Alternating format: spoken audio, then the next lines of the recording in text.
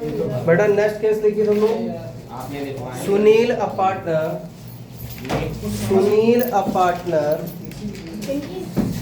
अच्छा हाँ आपने कल नहीं पढ़ा है। क्यों? सुनील पार्टनर सर ये केस नंबर 10 है। is paid तो बड़े ध्यान से चीजों समझना। Sunil a partner is paid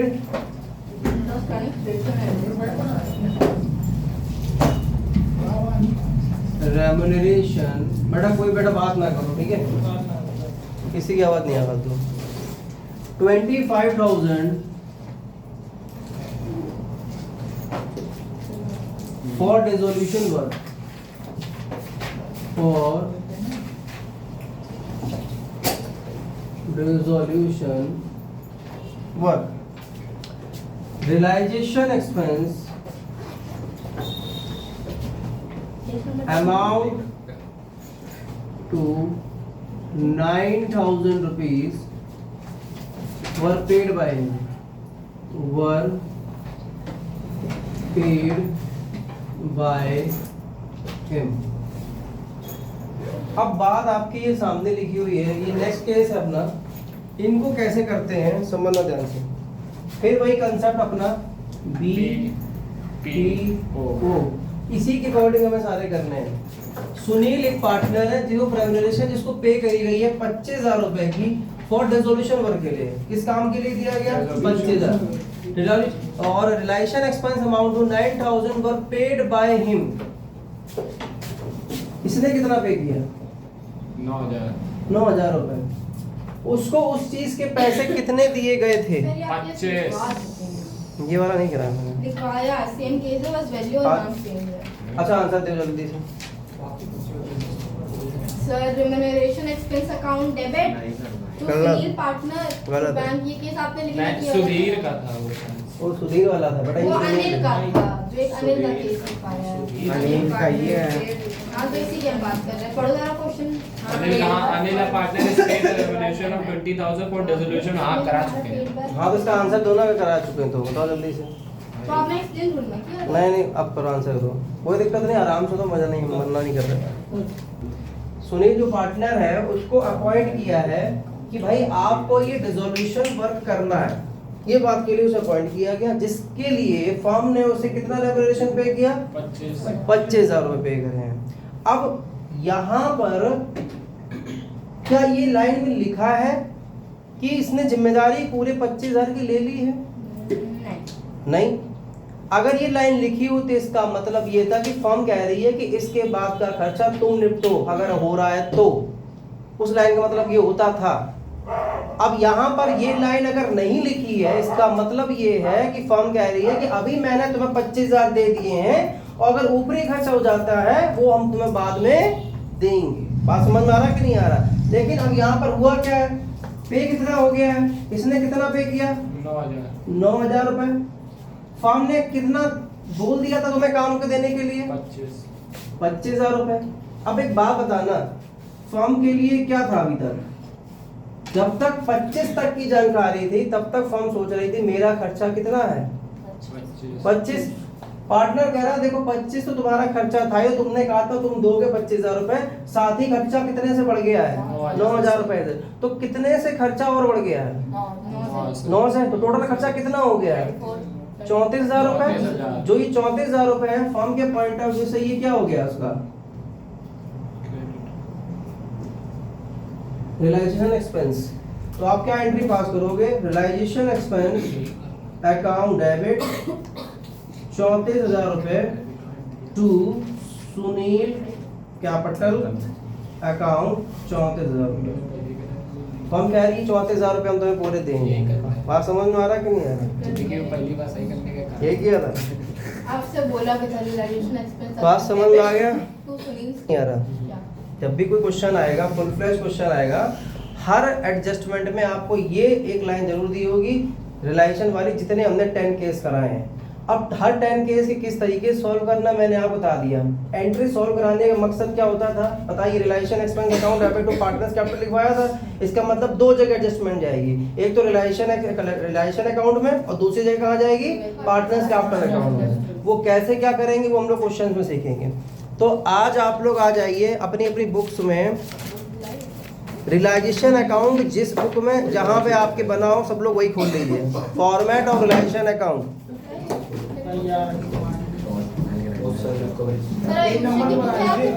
नहीं इसमें तो होगा नहीं। एक अभी हमने बुक किसी को दी है, वो विराट की आयुषी की कहाँ आपको दी थी पेपर बनाने के बाद?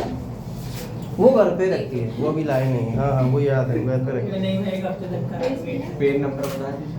हमको भी घर पे है अपनी सहेली को दीजिए वो आप सुनो ध्यान से सब लोग। पेज नंबर पेज नंबर मेरी बुक पुरानी है 5.12। उसमें होगा नहीं, जैसे मान लो रिलेशन में जो भी हम करते हैं तो वहाँ पर क्या करते हैं, एसेट्स को कैंसिल, लायबिलिटीज की आइडेंटिटी कैंसिल, उसके बाद पे ऑफ वगैरह करते हैं, ये करते हैं। तो आप सब लोग हमें बताएंगे, साथ बोलेंगे एसेट्स का क्या बैलेंस होता है, एसेट का डेबिट बैलेंस डेबिट बैलेंस होता है। अगर उसको कैंसिल करा जाए तो क्या करें, क्रेडिट। तो आपने बोल दिया टू एसेट, जनरल एंट्री समझा रहे हैं, और ये आइडेंटिटी आपने कैंसिल कर ली, और वो आइडेंटिटी आप किसके थ्रू करोगे, रियलाइजेशन में। तो ऊपर आपने क्या लिख दिया, रियलाइजेशन अकाउंट डेबिट। पास आ गया, जनरल बन गया। अब आप बताइए जर्नल से अगर आप लेजर बनाते हो तो रिलेशन अकाउंट बना रहे हो कि नहीं बना रहे हो, तो रिलेशन के आप डेबिट साइड में क्या लिखोगे, टू एसेट। जैसे ही आप टू एसेट लिख दोगे बेटा, तुरंत ही आपकी जो एसेट की आइडेंटिटी होगी वो क्या हो जाएगी, कैंसिल हो जाएगी। बात समझ में आ गया कि नहीं आ गया? तो आप लोग कैसे करोगे, ये अकाउंट अपने पेज बनाओ और बगल वाले पेज में जो जो एंट्रीज हम लिख के बता रहे हैं उस एंट्रीज को भी कॉपी करो। बात समझ में आ रहा है कि नहीं आ रहा? जल्दी करो साथ साथ में। नॉर्मल तो जो आपको अलग से दिखाई दे रहा है टू एसेट के बाद, तो ये सारी चीजें, आप एक बात बताओ, आप एसेट बेचने पे आते हो, मान लो सामने वाली दुकान बिक रही है, ठीक है, उसकी तुम एसेट बेचने चाह रहे हो, क्या उसके काउंटर में जो कैश पड़ा है क्या तुम कैश को बेच सकते हो? नहीं तो जो चीज बिक नहीं सकती, क्या उसकी आइडेंटिटी यहाँ पे कैंसिल होगी? नहीं होगी। बात समझ में आ रहा कि नहीं आ रहा? कोई दिक्कत? उसके लिए सेपरेट अकाउंट कैश और बैंक बैलेंस का अलग खोलेंगे। बात समझ में आ रहा कि नहीं आ रहा? तो ये सारे नाम आप यहाँ पर नहीं लिखेंगे, मतलब कि अगर हम बात सीधी अब रख दो बेटा, ठीक है, बहुत हो गया। ये नहीं लिख रहे। अब जैसे कि अगर हम बात यहाँ पर ये करें कि बैलेंस शीट में जो एसेट साइड में लिस्ट आपको बहुत सारी दी हुई है, कैश अकाउंट, बैंक बैलेंस, ठीक, मान लो आपके मशीन दिया है, स्टॉक दिया है, ठीक, डेटर्स दिए हैं, सब कुछ आप एडजस्ट कर सकते हो, पर आप कैश नहीं बेच सकते, आप बैंक नहीं बेच सकते। फिक्टिशियस ऐसा, जब फिक्टिशियस ही हैं तो उनको आप रियल में नहीं बेच सकते। डेबिट बैलेंस ऑफ पीएनएल, जो लास्ट ईयर का लॉस चला आ रहा है, डेबिट बैलेंस ऑफ पीएनएल, क्या उसको बेचा जा सकता है? नहीं। क्या कैपिटल का बैलेंस बेचा जा सकता है? नहीं। क्या करंट का? नहीं। लोन का पार्टनर, ये देखो जो लोन दिया, डेबिट बैलेंस ऑफ पीएनएल तो हमारा प्रॉफिट होता है। नहीं बेटा, हमेशा ध्यान रखना वो डेबिट बैलेंस नहीं, वो तो क्रेडिट बैलेंस होता है प्रॉफिट, क्योंकि क्रेडिट साइड ज्यादा होती है तो आपके एक्सपेंस कम पड़ता है तो प्रॉफिट आता है। बात समझ में आ रहा कि नहीं आ रहा? तो यहाँ पर ये है, ये लोन टू पार्टनर आपको अलग बनाना होता है, इसलिए यहाँ पे एक्सक्लूड कर दिया जाता है कि आपको ये सेपरेटली देखना होता है। तो ये सारे नाम क्या होंगे, इसमें नहीं होंगे। इसको जितने भी हैं इन सबको छोड़ के बाकी सारे एसेट्स की आइडेंटिटी आप कैसे कैंसिल करोगे, टू करके लिखोगे। अगर आप मशीन कैंसिल कर रहे हो तो टू मशीन, ठीक, या to plant and machinery, to furniture. बात समझ में आ रहा कि नहीं आ रहा? ये आप इस तरीके से, अभी आइडेंटिटी क्या हुई है, एसेट की कैंसिल हुई है। क्या हुई है? अब अगर हम बात करें लायबिलिटी की आइडेंटिटी कैंसिल करी जाए तो उसके लिए आप क्या करोगे? By all liabilities. भाई यहाँ पे लिखा है तो फिर हम यहाँ उल्टे में लिख देंगे। अगर जनरल एंट्री से प्रूव किया जाए लायबिलिटी का बैलेंस कैसा होता है, क्रेडिट, अगर तो कैंसिल किया जाए तो क्या लिख देंगे, डेबिट। तो एंट्री क्या बन गई, liability account debit to realization. तो रियलाइजेशन यहाँ पर क्या है, क्रेडिट है, तो आप यहाँ पर क्या लिखोगे, बाय लायबिलिटीज। और बाय लायबिलिटीज में भी कुछ लिस्ट दी हुई हैं कि ये सारी चीजें एक्सक्लूड करी जाएंगी। जैसे कि सबसे पहले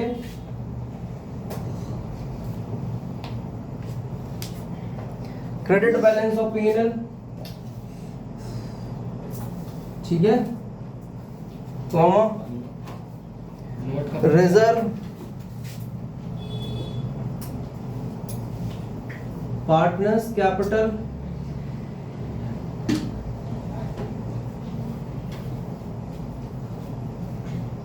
करंट अकाउंट,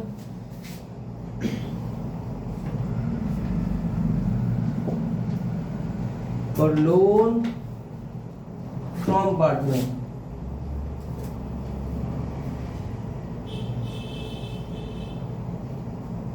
अब ये सारी चीजें इसमें दी हुई लायबिलिटी में। अब ये लायबिलिटी की आपने आप क्या यहाँ पर क्या कर लिया, आइडेंटिटी कैंसिल हो गई। अब इसके बाद बताइए क्या किया जाएगा, एसेट्स को बेचा जाएगा, पैसे आएंगे तो एंट्री क्या होती है, रियलाइजेशन एक्सपेंस अकाउंट। वाह, पैसे आने की एंट्री बेटा, bank account debit to realization होगी। क्या होगी, bank account debit to realization. अब एक बात बताना, पैसे आने की तो ध्यान रखना, आप ही लोग बताइए एंट्री क्या बताइए आपने, bank account debit to realization. मेरी बातों पे ध्यान दो, रियलाइजेशन या डेबिट हो रहा है, क्रेडिट हो रहा है, क्रेडिट हो रहा है, तो आप क्या लिखोगे वर्ड, बाय बैंक अकाउंट। तो यहाँ पर मैंने लिख दिया by bank account cell of assets. अच्छा, लायबिलिटी का पेमेंट अगर होगा तो किस साइड हो जाएगा, डेबिट साइड होगा, तो आप लिखेंगे टू बैंक अकाउंट। नोट करिए तो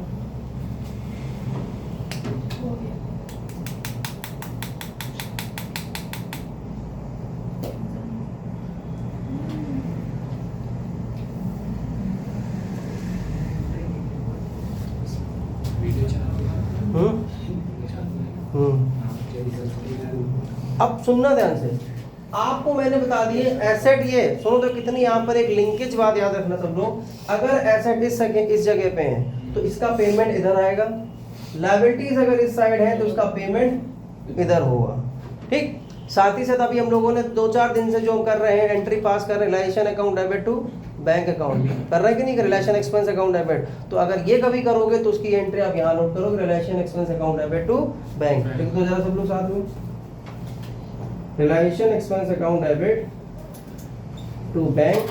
आप ब्रैकेट में जरूर लिख देना कि रियलाइजेशन एक्सपेंस की एंट्री है, रियलाइजेशन एक्सपेंस। सर ऊपर वाली लायबिलिटी पे ऑफ, वो लायबिलिटी पे ऑफ की थी।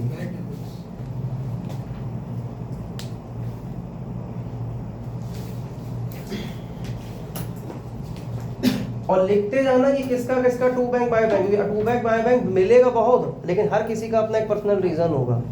अब एक आप लोग पढ़ते थे, ध्यान देखना कि बिजनेस को बंद करते समय अचानक से कोई एक पेमेंट, इसको हम लोग अनरिकॉर्डेड के नाम से जानते थे, वो आ गया। अब आप क्या करोगे, उसको तो पे करना पड़ेगा ना। देखो अब भाई बिजनेस जो बंद होने जा रहा है, अगर कोई आपके पास आ गया, भाई साहब आपके 2100 रुपये बाकी हैं, तो देना पड़ेगा। अब देना पड़ेगा तो आप क्या करोगे, वो भी मेरे लिए क्या, एक रिलेशन एक्सपेंस के अकॉर्डिंग आ गया, तो आप फिर पास करेंगे realization expense account debit to bank. Note करिए और ब्रैकेट में लिखो जरूर, amount paid for unrecorded liability. अच्छा, इसी तरीके से अगर अनरिकॉर्डेड अगर एसेट मिल जाए तो एंट्री क्या पास होगी, by bank account, by bank account. इसको बोलते हैं अमाउंट रिसीव्ड फॉर, क्या फ्रॉम, फॉर अनरिकॉर्डेड एसेट्स।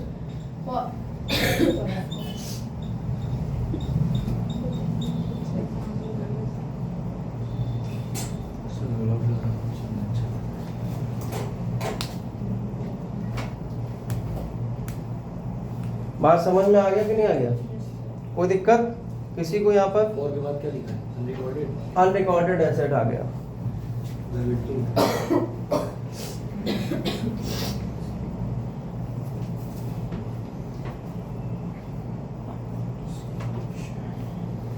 एक चीज और है जो आती है, कभी आपने बैलेंस शीट जब देखते हो तो वहां पर लिखा होता है डेटर्स के बगल में प्रोविजन फॉर डाउटफुल डेट्स।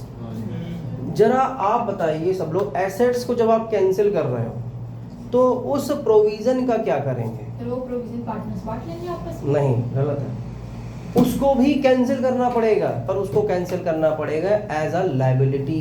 कैसे कैंसिल होगा? As a liability. याद रखना, जो जो बातें रिपीट बताते जा रहे हैं। लायबिलिटी बताइए बेटा, कहाँ कैंसिल हो रही है? यहाँ कैंसिल हो रही है कि नहीं हो रही है? तो आप बाकायदा पूरा लिखेंगे, by provision of any asset, by provision on any asset. अगर सीधी सी बात अगर बोले तो आप क्या लिख सकते हैं? By provision for doubtful debts या बाय प्रोविजन फॉर डेप्रिसिएशन। आप समझ रहा कि नहीं? कोई भी प्रोविजन है आप यहाँ कैंसिल करके दिखाएंगे। सेम एज लायबिलिटी, भले ही वो एसेट में जाके वो लेस हो रहा है, पर उसका ट्रीटमेंट आप क्या करेंगे? कैंसिल करके ही दिखाएंगे। बात समझ में आया कि नहीं है? अब एक नई चीज इसमें आ रही है। नई चीज क्या है? कभी कभार कोई पार्टनर कहता है देखो ऐसा है कि ये एसेट हम लेके जाएंगे। जैसे मान लो कोई, हम 3 पार्टनर थे, मान लो ये 3, हम 3 पार्टनर थे, हम कार्तिक और सार्थक। बिजनेस चल रहा था, तब तक आपस में हमारे डिस्प्यूट हो गया, नहीं मन मिल रहे थे। कार्तिक कह रहा था कि हम इन दोनों बीच में आके पिस जाते हैं, तो ऐसे में हम नहीं रहना चाहते हैं। अब ऐसे में हमारे जो बिजनेस जो जहाँ प्रेमाइसेस थे वहाँ पे बहुत अच्छे कॉस्टली सोफे पड़े थे। अब मेरी नज़र उनमें बड़े सालों से थी। अब हमने क्या किया, जब बिजनेस बंद हो रहा था तो मैंने ये कह दिया कि मेरा पैसा जो भी बनता है, मेरा पॉइंट ऑफ व्यू से जो भी मेरा पैसा बनता है, कैपिटल पॉइंट ऑफ व्यू, जो आप मुझे पेड करोगे बिजनेस के पॉइंट ऑफ व्यू से, हमारा कुछ पैसा उसमें सेट कर दो, हमें सोफा चाहिए, हमें पैसा नहीं चाहिए। अच्छा एक बात बताना, इससे मेरा जो कैपिटल का बैलेंस है बढ़ेगा घटेगा? घटेगा। बहुत अच्छा पॉइंट पकड़ा। घटेगा तो अभी समझ में सीख लिया आपने। लेकिन अब ये बताओ कि हम किस साइड, यहाँ लिखें कि यहाँ लिखें? हमारी लायबिलिटी कम हो रही है ना, फर्म की। फर्म की लायबिलिटी कम हो रही है। फर्म की लायबिलिटी कम हो रही है, इसका मतलब मुझे डेबिट करना पड़ेगा। तो डेबिट अगर करेंगे तो क्या करेंगे? एसेट अकाउंट डेबिट टू क्या लिखेंगे? रियलाइजेशन। यही करेंगे नहीं करेंगे? तो आप रियलाइजेशन क्रेडिट कर रहे हो, उसका मतलब आप क्या करोगे? बाय क्या लिखोगे? एसेट नहीं लिखोगे। आप कैपिटल रिड्यूस कर रहे हो, उसकी लेके एसेट जा रहा है, पर वो क्या कर रहे होगे? आप पार्टनर्स कैपिटल लिखोगे। लिखो जरा, बाय पार्टनर्स कैपिटल।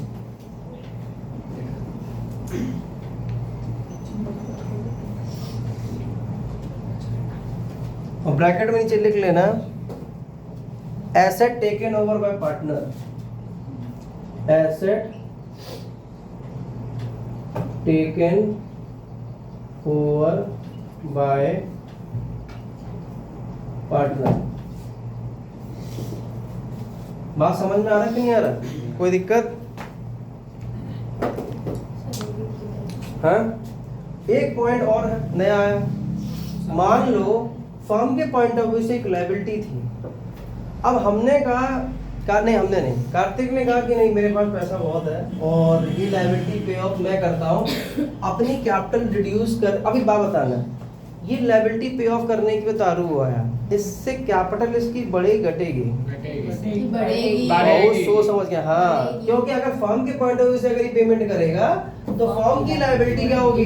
इसके प्रति बढ़ जाएगी। कैपिटल क्या हो जाएगी? इसकी बढ़ जाएगी। तो आप यहाँ पे लिखा है तो यहाँ पे लिखिए टू पार्टनर्स कैपिटल अकाउंट।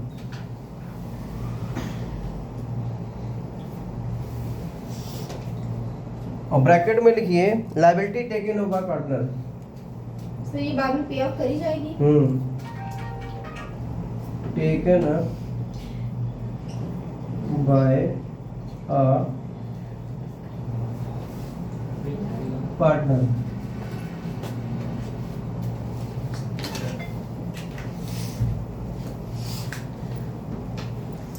बात समझ में आया कि नहीं आया?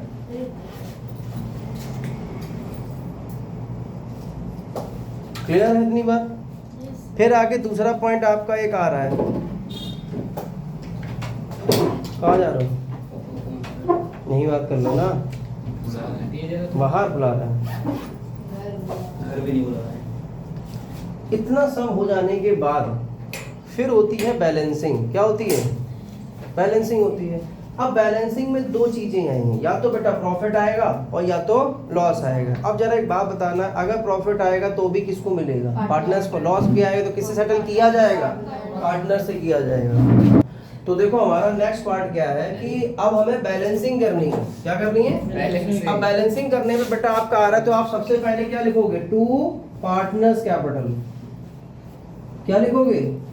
टू पार्टनर्स कैपिटल और ब्रैकेट में बेटा आप लोग सब लोग लिखिए for transferring profit, transfer profit to capital account, profit on realization लिखना पड़ेगा। और उसी प्रकार अगर मान लो बेटा अगर लॉस हो जाता तो आप क्या लिखोगे? By partners capital account. Bracket में आप क्या लिखेंगे? Transferring loss, transfer loss on realisation.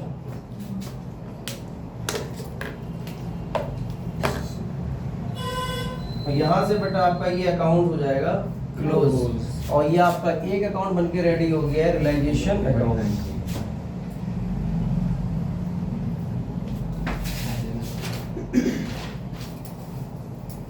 बात समझ में आया कि नहीं आया? एक है टू पार्टनर कैपिटल ब्रैकेट में ये ट्रांसफर प्रॉफिट ऑन रियलाइजेशन। अब अगर हम बात यहाँ पर ये रखें, सब लोगों को बेटा याद रखिए, पता है ये सबसे ज्यादा कंफ्यूजिंग होता है। कहीं टू बैंक, कहीं बाय बैंक, कहीं पार्टनर्स कैपिटल, ये कैपिटल। इसको समझ तो लिया है, समझा भी दिया, अब याद भी कर लेते हैं लगे यहाँ। सबसे पहले रियलाइजेशन के डेबिट साइड में एक से स्टार्ट कर लेना। एसेट साइड हमेशा लेफ्ट साइड में आएगा, ध्यान में रखना। क्या रखोगे? एसेट कहाँ आएगा? लेफ्ट साइड में। तो सबसे पहले क्या लिखोगे? To asset. तो लायबिलिटी किधर आई? बाय लायबिलिटी आ गई। अब इसके जो पेमेंट्स है अपोजिट क्रॉस कनेक्शन में है। इसका पेमेंट मतलब इसका पेमेंट रिसीव हुआ यहाँ पर, कहाँ गया? हाँ ये लिखा है। और इसका पेमेंट कहाँ आपने पे किया? To bank. बात खत्म हो गया। तो क्या क्या निपट गया हमारा?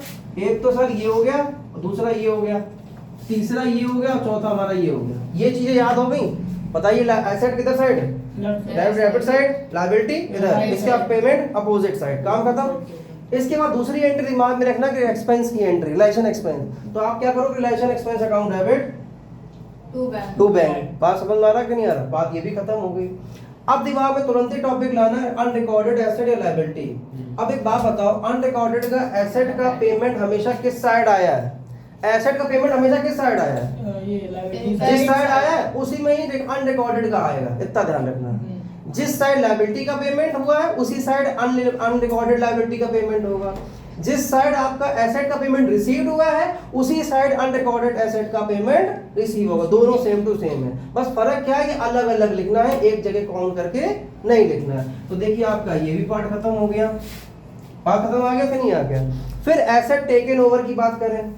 अब एसेट कौन टेक ओवर कर रहा है? पार्टनर क्या कर रहा है? एसेट टेक ओवर कर रहे हो तो यहाँ पर आएगा, लायबिलिटी टेक ओवर कर रहे हो तो इधर आएगा। तो हम लोग एक चीज बड़े ध्यान से देखो बेटा, ये सारा का सारा लायबिलिटी पार्ट पेमेंट का, और ये सारा का सारा क्या है? ये एसेट का पार्ट है, अपोजिट। तो सीधी से अगर एक बात करें, एसेट का जस्ट अपोजिट सब कुछ चल रहा है, लायबिलिटी का सब जस्ट अपोजिट सब कुछ इधर चल रहा है।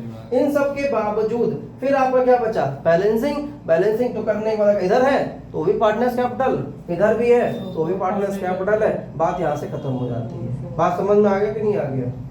अब समझो ध्यान से कि आखिरकार ये क्यों किया।